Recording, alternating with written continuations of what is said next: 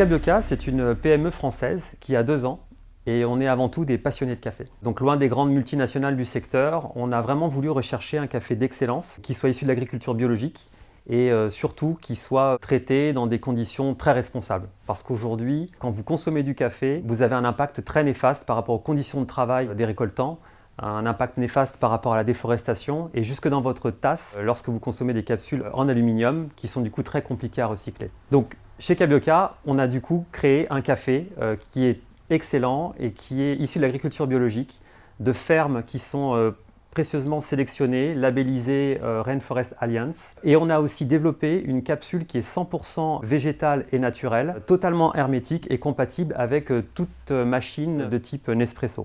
Donc je vous invite à partager un café avec nous, à sentir son odeur, goûter ses arômes, voir sa couleur et surtout goûter au plaisir pur et responsable.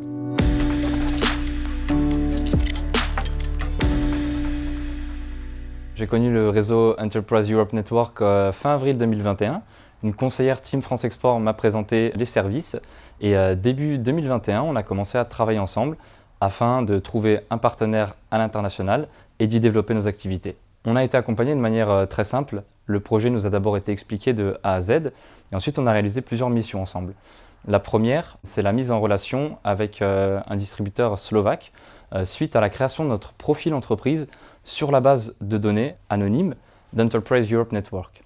Avec ce même distributeur, on échange depuis lors et fin décembre, il organise un meeting avec des dizaines de distributeurs d'Europe centrale et d'Europe de l'Est, meeting au cours duquel je pourrais présenter Cabioca. La deuxième des choses, ça a été la participation en collaboration avec EU Food to Japan. Là aussi, on a présenté le concept de notre entreprise. On a échangé avec un partenaire japonais. Donc on s'est passé par l'envoi d'échantillons, la discussion sur la stratégie de référencement de notre gamme au Japon, parce qu'il y a des spécificités locales, évidemment. Et depuis, on échange à intervalles réguliers, on va dire depuis septembre 2021, sur le fait de trouver un partenaire sur place. Et enfin, pour finir, on a eu la possibilité de participer, et ce à titre gratuit, à des réunions B2B en virtuel dans le cadre du salon Free From Food à Amsterdam. Et on a déjà 6 rendez-vous ciblés avec des distributeurs potentiels sur novembre 2021. Ce que j'envisage pour la suite, c'est premièrement signer un contrat avec le Japon, la Slovaquie ou les deux, afin de lancer la machine. Et ensuite, c'est de continuer à travailler main dans la main avec Enterprise Europe Network, comme on le fait actuellement, c'est-à-dire avec professionnalisme, réactivité et surtout beaucoup d'enthousiasme.